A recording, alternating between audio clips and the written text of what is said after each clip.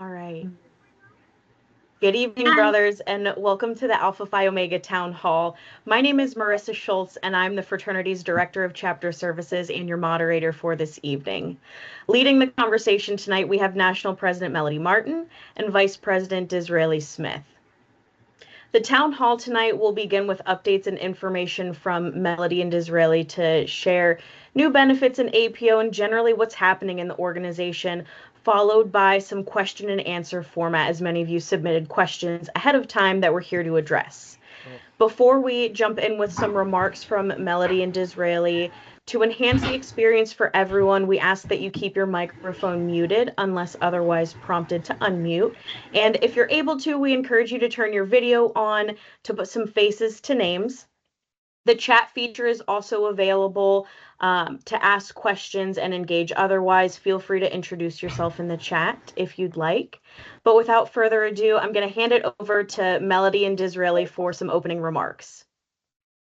Thanks. I am excited to see so many people here with us this evening. The little button just keeps popping up with more and more alumni joining us.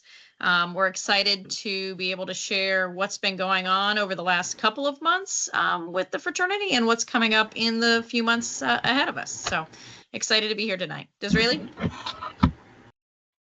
I echo that excitement. Greetings to all. Thank you for all that you have done and continue to do for the fraternity. And with that, let's get going.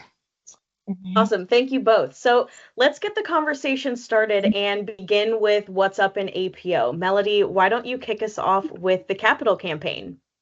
Sure, we've got exciting news in that front. So if you're not aware, the Leading the Way campaign is the capital campaign that started about 18 months ago. And the goal of this campaign is to raise $6 million for future benefit of the fraternity. And what I mean by that is nearly all of this campaign's funding or funds, then donations, will come in the way of planned giving. So think wills, estates, insurance policies, things that aren't cash today, but things that will continue to support the fraternity as we move into the next 100 years. So we are very, very close to reaching that goal. We're also very close to kind of a secondary goal with that, which is to have 100 donors to that campaign. And we would love to have that before we get to our 100th birthday. So if you are interested in participating in the Leading the Way campaign, I think Marissa's going to drop a link in the chat of the email in order to connect you with someone at the office or with the campaign that can talk to you more about how to make a donation. Yep, I dropped a couple things in the chat here. First is the link to learn more information about Leading the Way so you can understand all of what Melody just described there. And then secondly, I provided the email address if you're looking to get in touch with our development team at the national office.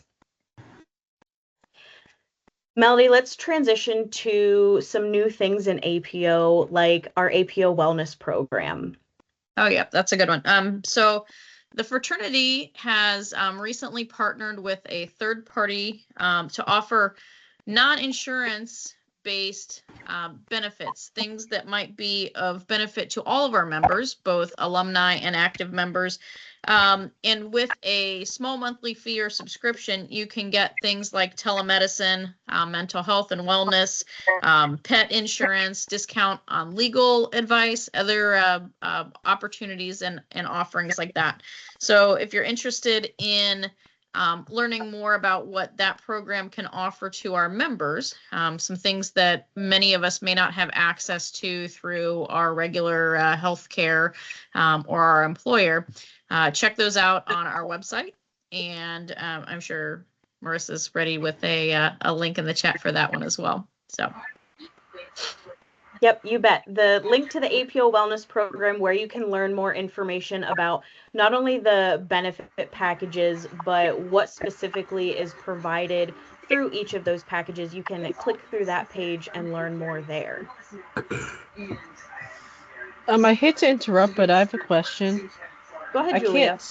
I can't seem to use the chat. It says chat is only available during the meeting. Did you turn that off for everybody? It may be the version of Microsoft Teams you are using. So let me do some digging on the back end and see if I can help you out there. Otherwise, all of the links and information that we share this evening, we will also send out in an email so that you have it available to you. Like I can't send messages. I can't type and send messages. I'll see what I can do to sort that out, Julia. Thanks for making us aware. Hey, you're welcome. Bye. Oh, not bye, but thank you. Yeah, stick around. We got you. Yep. Yep. All right, Melody, another thing that we want to share about, we had an event over the summer, the Chapter President's Academy at Georgia Tech's campus. Why don't you share what that was like? Yeah, so very exciting. I know that since the pandemic, so many of our conferences have been impacted, our ability to have in-person meetings has been impacted, and we're slowly getting back to a regular cadence of national events that happen in person, year after year. And the first one that kicked off this summer was the Chapter President's Academy. As Marissa said, it was at Georgia Tech. We had, I'm going to ballpark, it was at least 50 students representing different chapters from all across the country in attendance for a long weekend. They stayed on campus. They participated in, leadership training. They participated in stuff related to, just being the leader of their chapter, conflict management. Also, one of the things that was kind of new was part of what they did was the Clifton Strengths or the Gallup Clifton Strengths for leaders, which is kind of, if anyone's heard of Clifton Strengths, it's the specific one for leaders and organizations. And all of our chapter presidents in attendance did that assessment and then collectively worked together to figure out how to use their strengths to benefit their chapter when they went back home. Program was hugely successful. The students loved it. The evaluations afterwards were extremely positive, and we plan to do that again, actually at Georgia Tech again next summer. Awesome, Melody. Disraeli, we're going to hand it over to you to dive further into our relationship with Gallup and Clifton Strengths and how everyone here can take advantage of that leadership tool as well. Yes. Thanks, everyone. As Melody mentioned, we launched utilizing Strength Finders at the President's Academy, and we talked a bit about it. This is a program that teaches folks how to use their leadership strengths and help them understand how their talents can be channeled into both meaningful service and effective leadership. So we have a set of codes that can be purchased, and you can use it to take the assessment and learn how to utilize your strengths yourself. Marissa has posted that link in the chat. And I do believe that, to answer the question in the chat, that there will be some version of this offered at convention, but we will talk about convention momentarily. I see Julia has a question, and I know she can't chat. So I'm just gonna break the script and say, go ahead. What are you guys gonna do to crack down on clicks within each chapter? Because I had to deal with a click within. I graduated from Alpha Delta Delta, and as a person with disabilities, including autism, I had to deal with a click, and it was just it made a negative impression on me of the fraternity. So I appreciate that question. I actually will say that it actually was pre-submitted. If it wasn't, there's a time where we're actually going to talk about clicks later in as we go through a few of these things. So let us hold that and come back to it later this evening. Great, thank you. In the chat, if you're able to view, we have a web page that shares more information about what Disraeli just described for Clifton Strengths for Leaders, what this can do for you and how it can elevate your skills and how you can access those codes to take the assessment and get the report yourself. So if you're able to access that in the chat, feel free to explore it. And again, we'll send this as follow-up so you can learn more about that and share it with others who you may know be looking to elevate their leadership. So speaking of new things, Disraeli, let's talk about new chapters. What's going on with extension in APO? Yes, there's actually a lot of extension in the pipeline. The Extension Committee has been focused on targeted extension through a variety of campuses and rechartering and reactivating dormant chapters. We also just recently, the board, just made some adjustments to the extension policy to help groups become chartered in a more faster timeline and not take 18 to 24 months to complete this chartering application. There are a lot of opportunities for all of you and other alumni who are interested in supporting and reactivating charters. You can actually need to go through the extension coach training and you can find out more information and a link that Marissa is going to post in the chat. While she does that, I will remind you that while we are recording this, we would appreciate it if everyone stayed on mute so that way everyone can enjoy and hear the answers to their questions that they pre-submitted.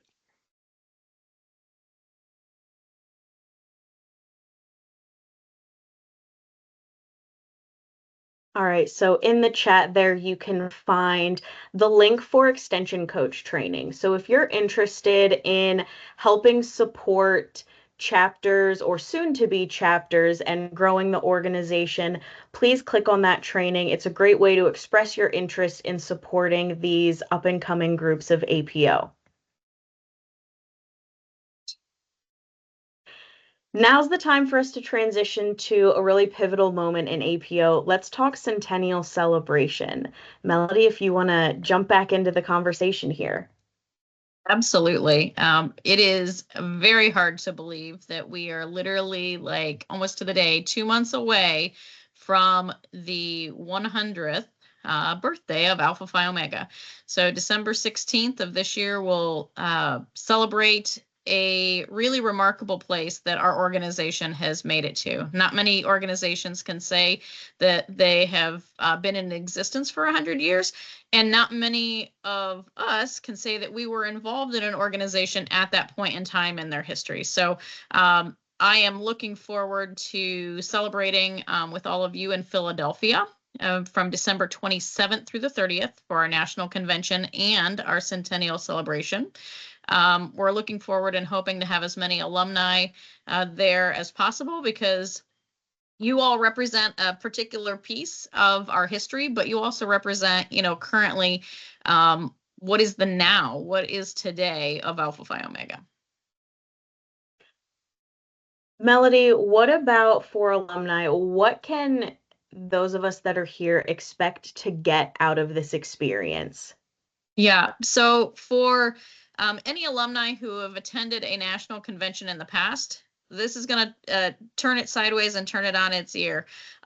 Think lots more energy, think lots more celebration, all kinds of APO swag and souvenirs. You can get a commemorative pen when you do your registration.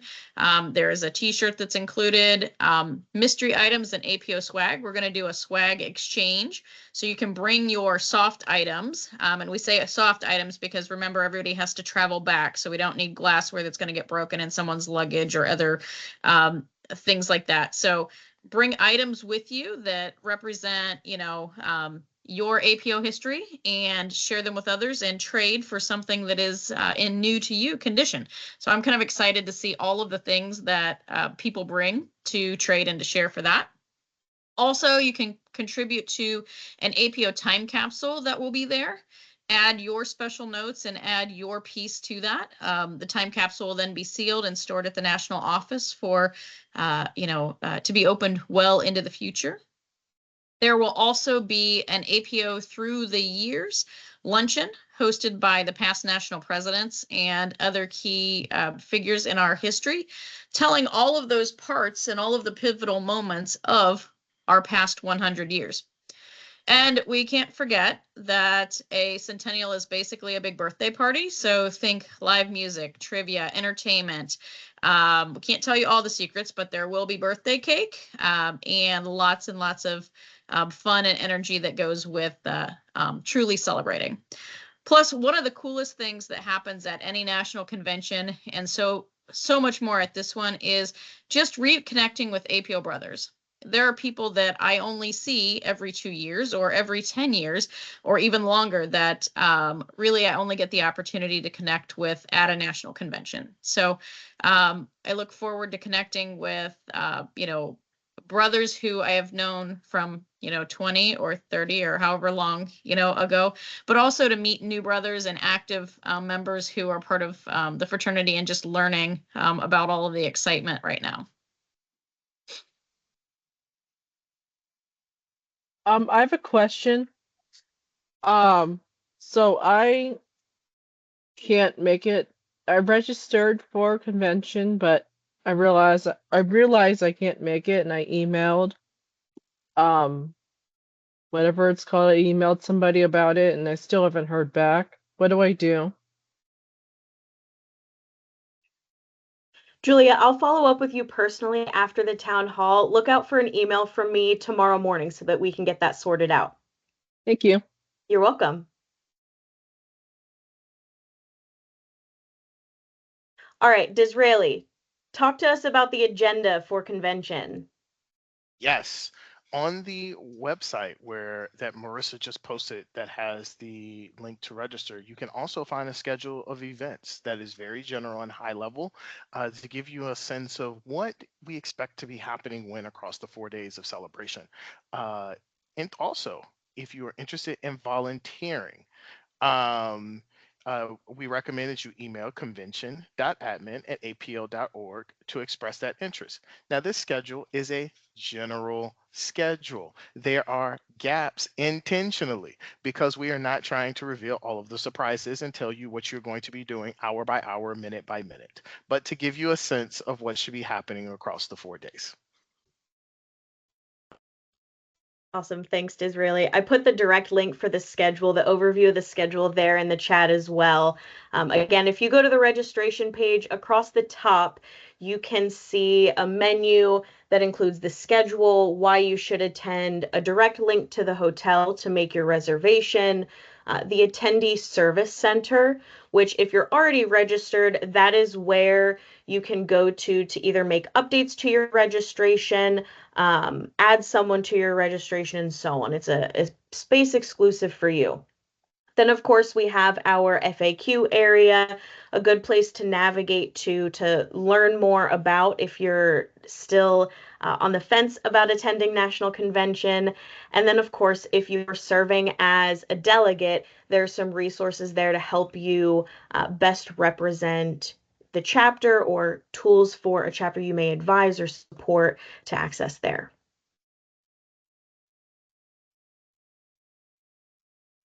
All right, Melody, we received a question submitted ahead of time that was about the 2023 National Convention in Indianapolis. So this person submitted a question that said there was a considerable amount of discussion on more open communication between the board, the operations council, alumni, volunteers, advisors, students, and so on. They would like to know what action items have taken place and what has been accomplished since that conversation. Yeah, of course.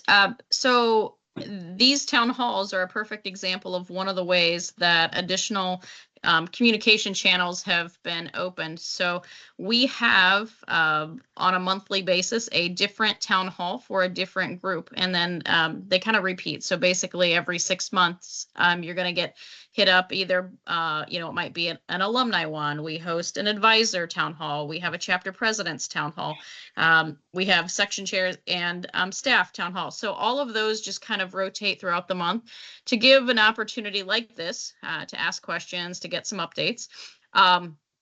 Also, there are, more from the operational standpoint, the region chairs and the program chairs, which those two subgroups make up the operations council, have a monthly call with Disraeli and or I, sometimes both, sometimes one or the other, to cover, what's going on within a particular program, what is needed from the staff to the Operations Council or vice versa.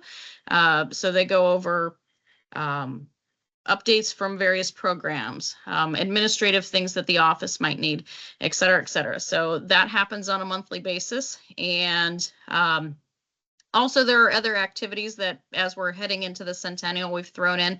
There have been a few, 3 or 4 throughout the country, just alumni gatherings in various cities like DC and Chicago to bring alumni from that geographic area together and kind of get an update on what's going on with the fraternity.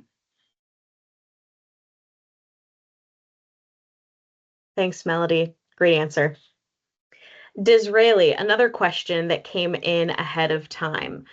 What can alumni do at the 11th hour to help undergraduate brothers attend national convention? That is a great question. You can, one, share the message. You can have conversations with them. Many of you, I imagine, have attended multiple national conventions. And while this one would be different, you can have conversations with them to understand not only the gravity of a centennial, of 100 years of the founding of this organization, but also how fun it is. How fun it is to meet brothers from across the country to enjoy and fellowship. You can connect students with resources by sharing the link, by giving them ideas of transportation help, encouraging them to reach out to school funding, encouraging them to carpool or find other ways to share and make connections. And for those of you who may have extra financial help for brothers from your chapter or anything of that nature, support them. My chapter is actually this week sending out a fundraising call to support our undergraduate students to attend national convention, where the students are able to register by October 31st, which is our early deadline. And we are going to cover their hotel and transportation costs.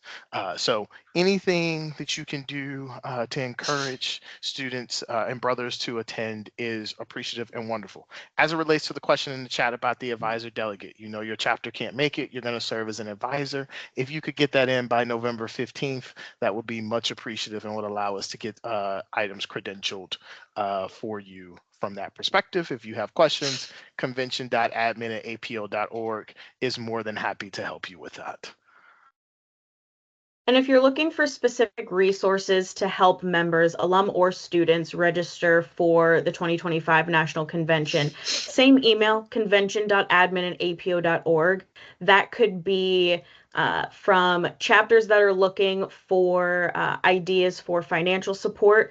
We have a school funding request letter template that a chapter can put their name and specific information in to request funding from the campus. Resources like that we can help get you or student members connected with. So please reach out if you have a specific circumstance or are looking for a specific tool but aren't sure where to go.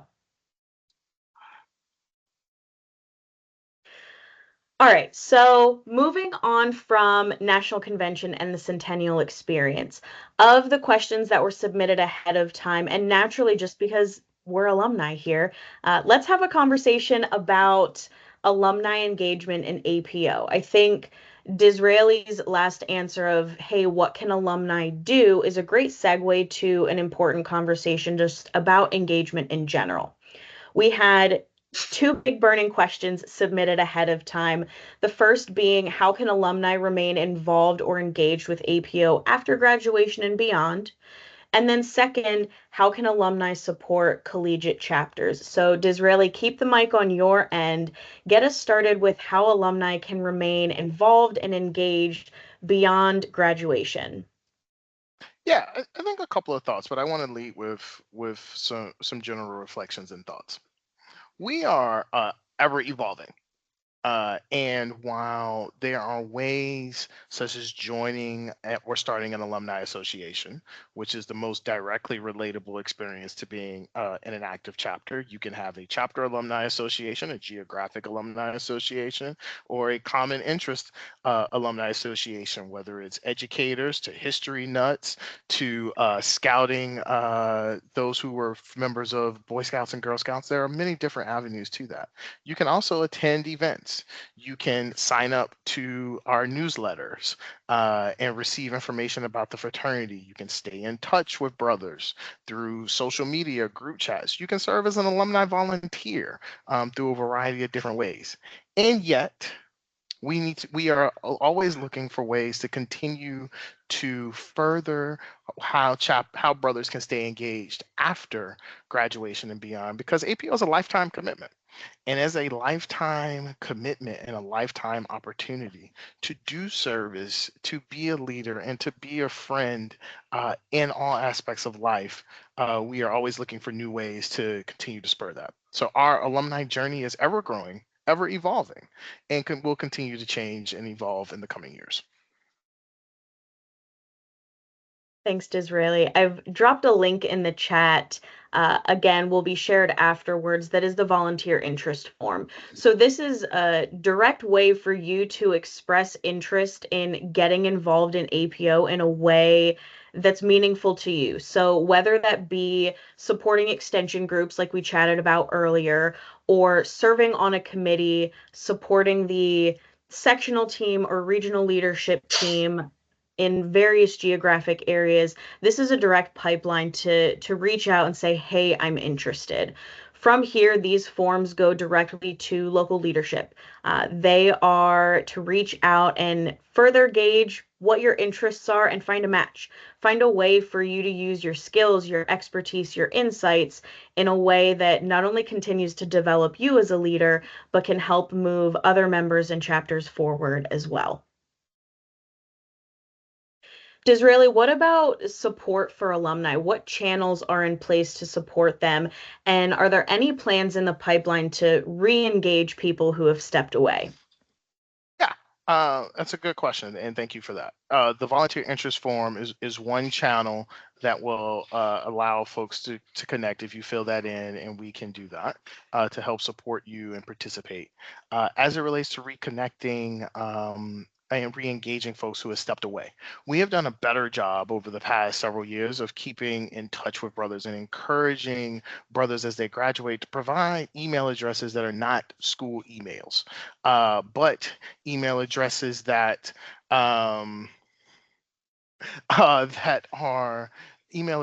that are personal email addresses, so that way we can continue to stay in touch. One of the things that we'll be continuing to look at in the coming years is supporting alumni and encouraging alumni to live out our cardinal principles through service in their community, through leadership in all that they do, through continuing to find ways that provide friendship and fellowship. And as we do that and roll those things out, we'll be looking for your support and guidance, support in participating, support in helping us continue to try new things and grow new things and experiment with new things, and guidance of what makes that experience relevant. Because we know what makes it relevant for those who volunteer. And we appreciate all of our volunteers, and we know what makes it relevant for those who donate, because we appreciate all of our donors. But we have hundreds of thousands of living alumni who, continue to want to support, but need the avenues too, and we need to reach them, whether they can give 1 hour, 1 minute, or 1 day in service of leadership, friendship, and service. As it relates to a couple of questions in the chat, because I like to scroll up and read what's in the chat.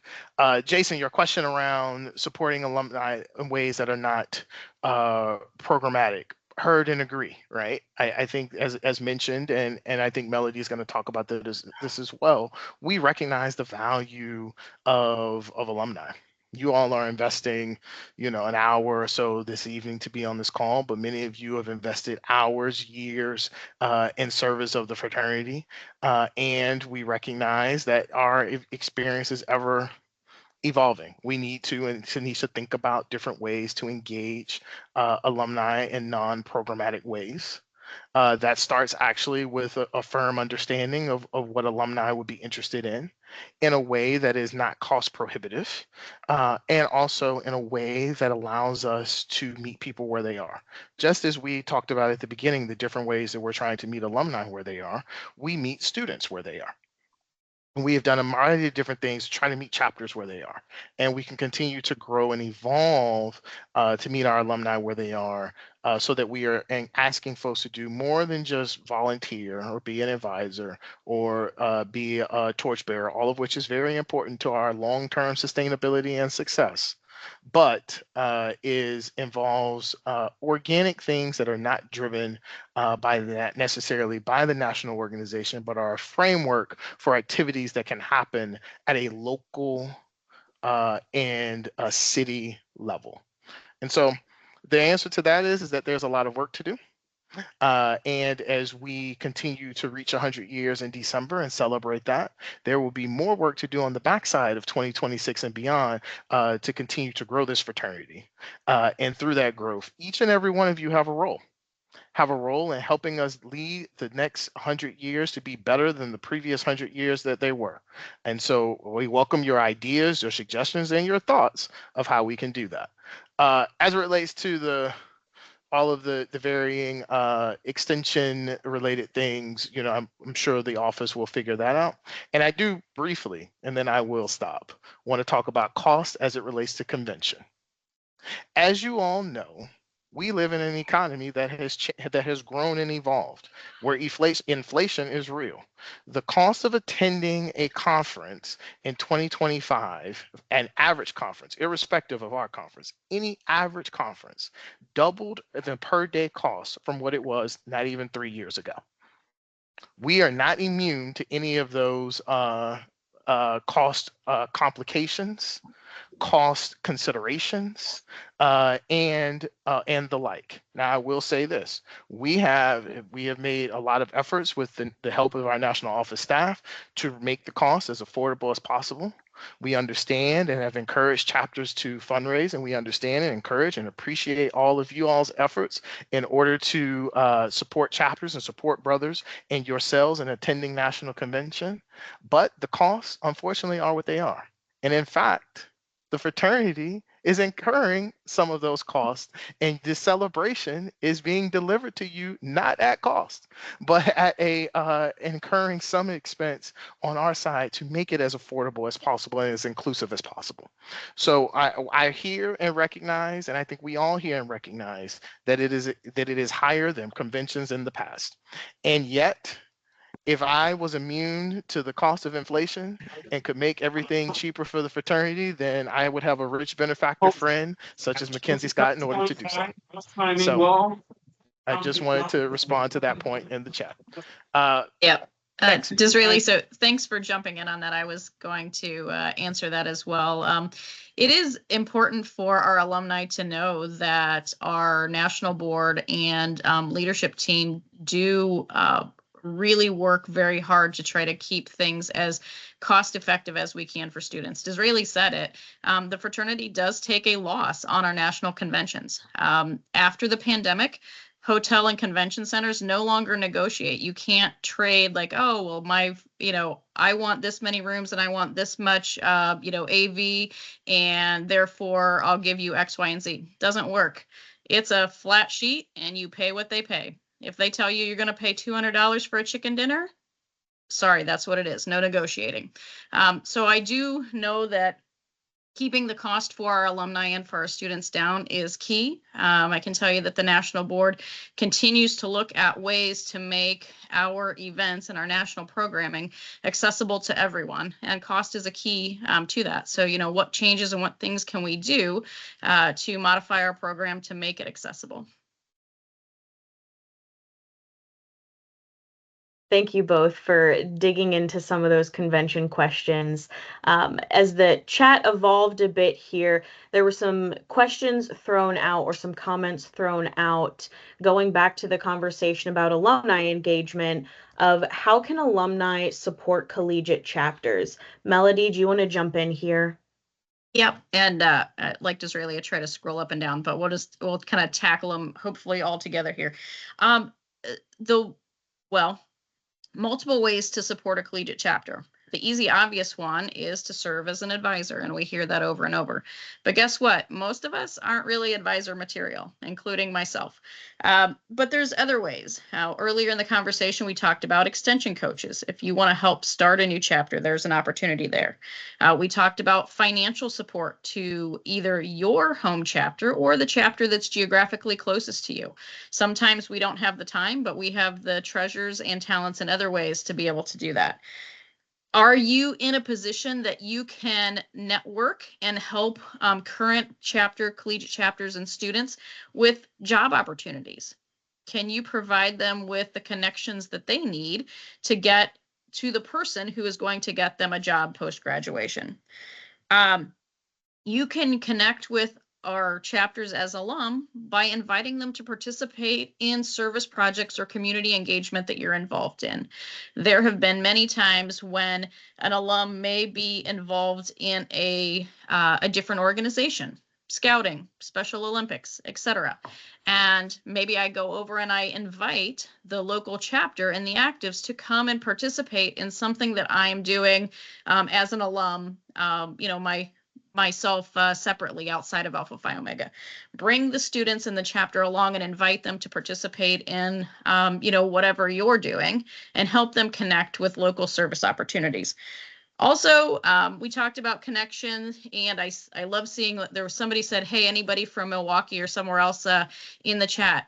If you're on social media, make sure you list Alpha Phi Omega in that. If you're on LinkedIn, make sure you tag Alpha Phi Omega so that when people search, they can find you. And we can do kind of like what we did in the chat where somebody can say, hey, I'm from here. Look, there's somebody else that's, in my geographic area. There was also a comment way back up there about international. If you're international, how do you support chapters? So much of the work that we do these days is on a computer and on Zoom like this. Doesn't matter what time zone you're in. You can still help and you can support a chapter, or you can support a committee of the fraternity from anywhere in the world.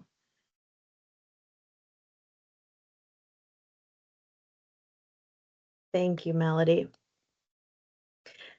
Melody, Melody or Disraeli, let's open it up to both of you. Do you have any final remarks about alumni engagement? I know we've talked a good bit, offered some positions here, what may be available. I know some folks are throwing things in the chat of how you can get involved, looking for volunteers in Milwaukee or Region K and so on. Yeah, I'll go first and I'll go quick. I saw Disraeli try to jump in there too. Figure out what fits you, what fits your time, what fits your availability, what fits your interest, and offer that to our local chapters, offer that to your local section and region staff. Sometimes it might be something that isn't needed or hard to connect with somebody in a particular area right now, but maybe in 6 months, somebody's like, oh my gosh, I remember I was on that Zoom call, and guess what? Only because your name is right in front of me, Dave O'Leary was on that call, and he was from a place that I now am moving to. I'm going to reconnect with him. So use your network, and don't forget that volunteer opportunities can happen now or, slightly down the road. Thanks, Melody. Disraeli, what about you? Any final remarks for alumni engagement? No, I think we all appreciate and find this as a passionate topic, right? And we appreciate the thinking and thought perspectives. So we'll continue to solicit thoughts as we continue to evolve.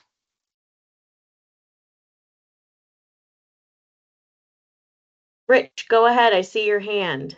We're at a good stopping point for a question. Since I find the mute button. What are we doing about finding alumni? It was discussed earlier in this call about, reconnecting with alumni. We're in touch with some people, but I know this has been a 10-year journey for some people to try and find, we're trying to find them for the centennial, but is there any efforts from an alumni group in the national office to find alumni that might be lost to us at the present time?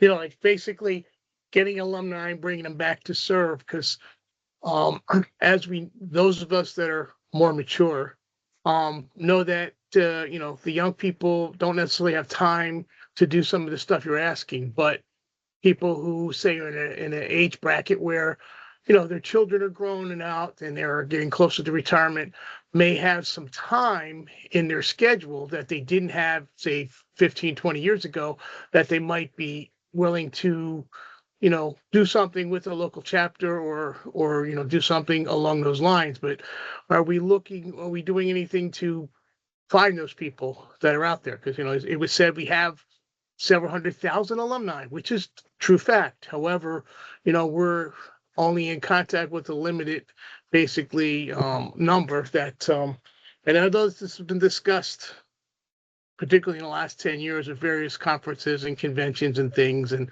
I'm looking to see if anything's happened since then along those lines.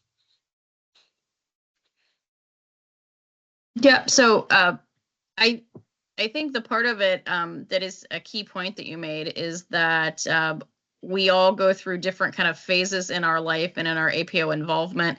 And as you said, it's like sometimes young alum are frankly just trying to get settled, new career, new city, just all of the stuff that comes with life transition after graduation from college. And then there are others of us who are like, I'm going to schedule my midlife crisis next June after my kids graduate, and I'm no longer, a soccer mom and a band mom and all of those things. It's one of those things where we, through a variety of methods, and Disraeli mentioned it earlier, it's like really the updated contact information is key. So we do try to make sure that we've got email and phone information for alumni. We do encourage alumni to join the Society of Life members so that we know that we have consistent communication with you and updated information and ways to do that. The other way that is, it's really more of a push versus a pull is just continuing to put stuff out on LinkedIn, on Facebook, other social media platforms where individuals can choose to reconnect. All right, thank you. I got a second question as you were talking. Somebody asked earlier about working with young alumni. There was a program in the New York City area, again, 12 years ago, called BOLD, which was the Brothers of the Last Decade, where they did some training for young alumni to help them get adjusted to the real world. Has that program ever taken off anywhere else, or is there anything at the national level that's looking? I mean, because as a feeder, older alumni could plug into something like that and provide some training and guidance. I know it was six, people on the call from up that area. I know Eric and Lillian are on.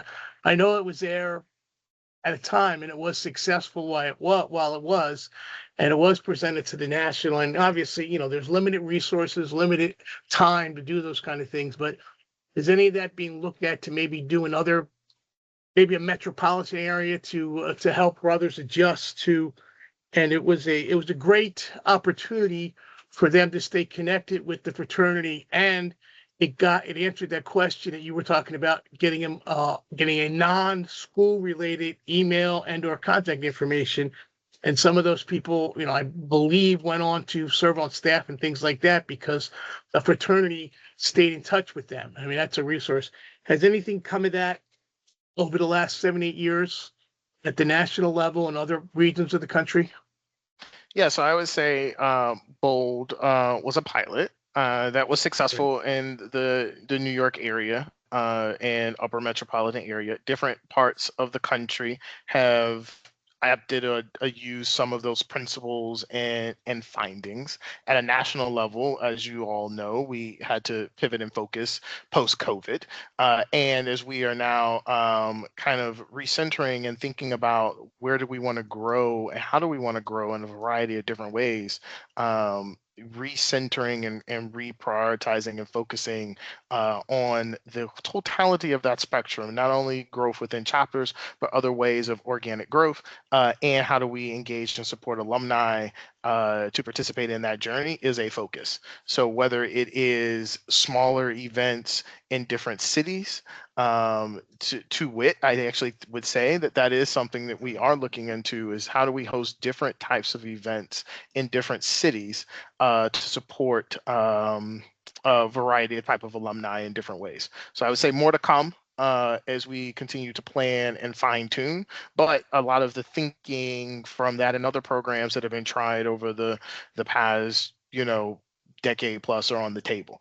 The goal is to find things and implement things that are valuable to folks in today's time, that accounts and accommodates for where folks are. All right, just one last comment. Something I've done some work with other alumni or the alumni of other organizations. Have we considered using the alumni we have to reach out in an area to maybe to track down some people that we don't have information on? I know at least 2 different schools have reached out to me for that. In fact, last night I had a dinner with a representative from Bradley University who's looking to reconnect with alumni in this area. And is that something that the National Alumni, or if there's an alumni committee or whatever, is maybe working to get key leaders in some areas to try and, work to track down some missing people? I know we have records that go back 50 years of the alumni, and this was an issue, after the Chicago Convention, for the 5 years after that, of just finding people that are out there that we just kind of lost contact with. So, all right, thank you. Appreciate it. Mike, hope you're well. Go for it.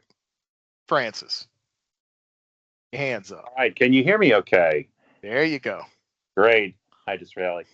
One question that I had, and this sort of ties into how we started to get, say, younger alumni involved, was lots of times back in Region 4, Region J, and of course in other places, we would tend to start them out in terms of, say, presenting workshops at conferences or kind of presenting on a particular topic as part of helping to foster the whole environment of leadership development. With APO leads kind of having sunset at this point, I'm not really sure, and maybe you can clarify this, for me and for us, especially heading into convention, what our focus or our, I guess, program or plan is going forward in terms of an overall leadership development program. If there's anything that's a little more, I guess, based like leads or the old impact sessions, or if there isn't something quite as formalized, what the current plans may be on that front.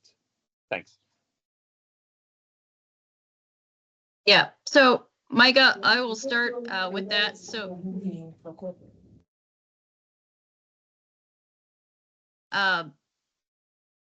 while the APO leads program is not, fully sunsetted, it is something that we know is dated in content and needs to be updated. What we also know is that it is much easier to partner with other organizations that do this professionally and full-time versus trying to create something on our own. So one of the steps in that direction is this relationship with Gallup and Clifton Strengths. And you'll see that pop up and be offered at National Convention and then at other times going forward. So we've, successfully rolled that out over the summer, and this fall with students, we're talking about, tonight, access to alumni for that. But you'll see some of that at National Convention, and then other offerings tied to partners like that going forward. The other thing I would add is that many of our local conferences have needs for presenters, right? And there's an opportunity to bring some of those talents and skill sets in supporting our local events and our local conferences that is just beyond our national leadership program, which, as Melody said, continues to evolve. Marissa, I see go a for it. whole bunch of hands on my screen. Have you been paying attention to know who we're going to next? And I know we're down to the last 10 minutes. Maybe we got time for one more and call it a night. Yeah, Try to be well, respectful of I people's want time. questions. I want We'll somebody field a to few answer. more questions here, and then we actually have a couple rapid fire question and answers that we're going to go through for those who submitted questions in advance.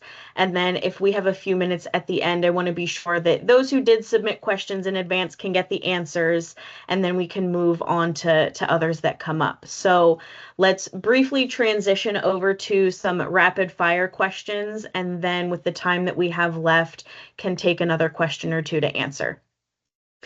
So the way that this is going to work, Melody and Disraeli, I'm going to volley between the two of you for some questions that I ask that you answer in as few words as possible. So Disraeli, I'm going to start with you with our first question that came through. I'm a life member. How can I get a copy of my physical life member certificate? You can order it online, and we will get it out to you. All right, the Melody. APO website. What are the dates for the 2025 National Convention? December 27th through 30th. Back to you, Disraeli. Is there a database I can use specifically to network with other alum? Exclusively to the fraternity, but you are welcome to use Facebook, LinkedIn, etc. There are groups out there that you can join. Back to you, Melody. Can you bring and present APO memorabilia to National Convention? Not necessarily. You can bring your APO swag, like your soft t-shirts, but probably not all kinds of other things. Disraeli, what are we going to do to make the fraternity crack down on cliques within chapters? Yes, so we will continue to encourage our members to be more inclusive and create inclusive communities, starting with their own actions. And last but not least, Melody, is there anything being done to target reactivating inactive chapters? Yes, absolutely. We covered some extension opportunities, I think, earlier, but yes, definitely a key focus. Plus the extension policy changes help with that too. Wonderful. Thank you. So now with the few minutes that we do have left, I know we have some hands raised still. So I'm going to go in order of what I saw until our end time here in a few minutes. Lillian, I'm going to go ahead and start with you. If you'll go ahead and unmute yourself and ask your question. Gladly. Okay. I have several, but I will just simply ask one. There is a lot of talk about looking at younger alumni, which is fine.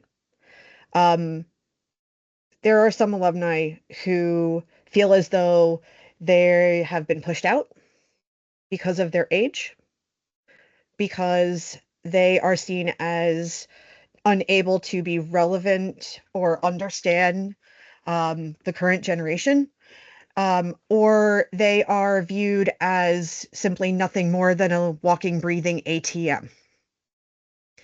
What are we going to do to properly attempt to engage with our alumni of all ages and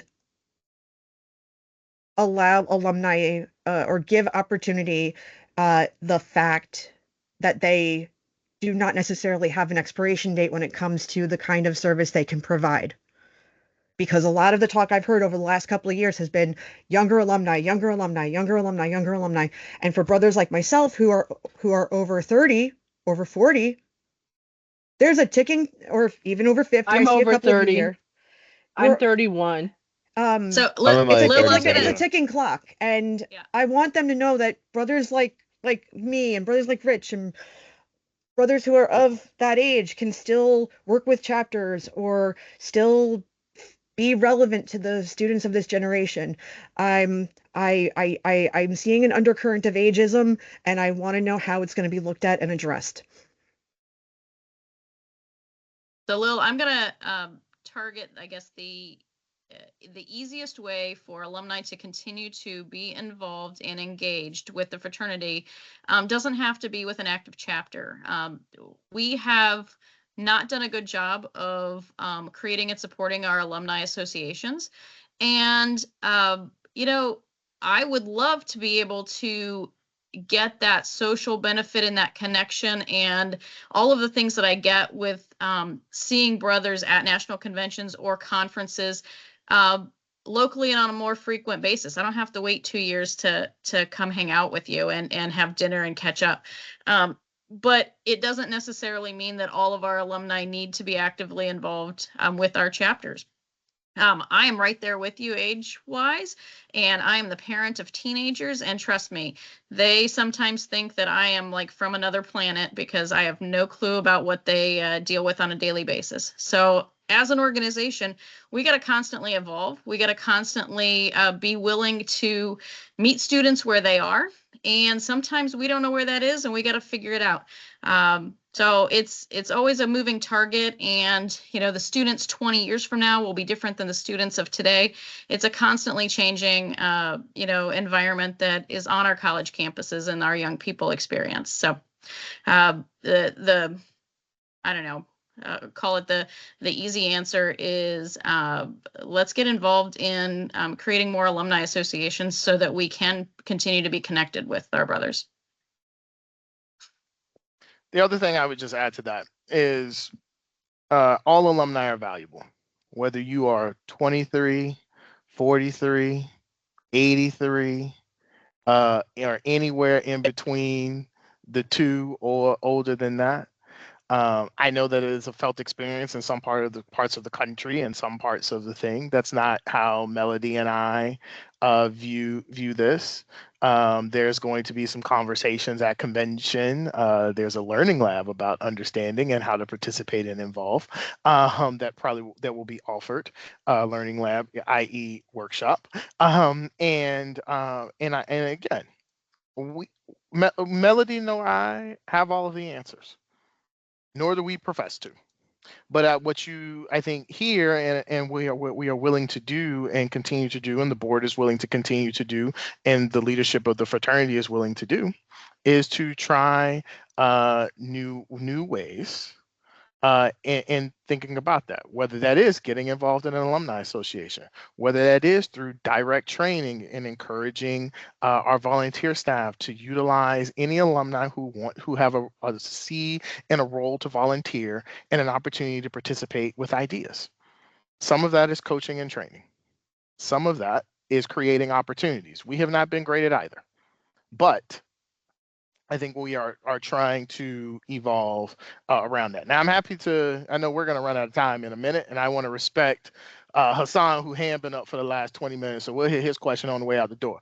But there's ways to continue this conversation. Melody and I are available. You can reach out via email to president or vice president at apo.org, and feel free to reach out. So with that, Hassan, we'll take you for the last minute. I know we're a minute over, but you get minute grace. Thank you, Disraeli. Thank you, Melody. Thank you, Marissa. Thank you for everybody on this phone call tonight. I'm glad to be an APL brother. I'm glad to do so many things with the fraternity, continue doing so many things. I'm going to leave on this note tonight. Obviously, a lot going on. I'm going to answer this question. Obviously, we're a diverse fraternity, and you nipped it in the bud when I came in late tonight, Disraeli and Melody. Any more expansion domestically, internationally that you guys know of? Obviously, if you do know, I know you can't talk about the logistics and all the red tape and sugar code that goes with it, or the PDSDs and the Catch-22s and all that jazz. Ada and Marissa can answer that question. Any expansion in the near future, short term or long term? Obviously, if you do know, it's a 50-50 toss up. I'm in a social fraternity too. And obviously, I'm a PL brother. I'm a Pi Kappa Phi male fraternity. Obviously, those things, you have to be very vigilant of how can you communicate and when the expansion, and it goes with the logistics and the campus and the political comments. And I know I'm going off the tangent. Pretty much my question is any expansion domestically or internationally with the fraternity within the next few years? Yes or no? The Please. short answer, domestically, yes. We talked about that earlier. Internationally is not in our control. That is controlled through other entities that we have affiliations with, which will be if you'll be at convention, you can learn more about them. And I think we can always follow up with you about that on the international front.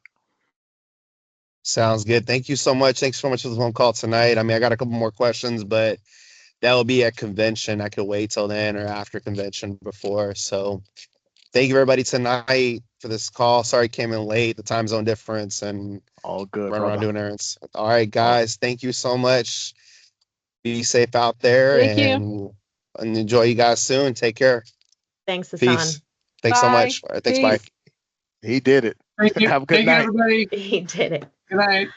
Alrighty, folks, and with that, we're going to wrap up our time together and be mindful that we all have our evenings to get back to our families or close up the day personally. So with that, I want to first and foremost thank everyone for attending this evening and joining us for some critical conversations, some fun question asking, and camaraderie among brothers. We appreciate the time that you spend in coming together in APO and asking questions and having valuable conversations. So I do want to put out that if you have a question that popped up from the conversation or a question that you feel was unanswered, please feel free to email ask@apo.org and we'll be sure to point you in the right direction, a solution, answer to a question, resources, information, etc.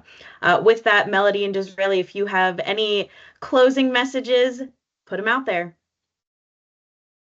See you in Philly. Yep. Thank you all. See you soon.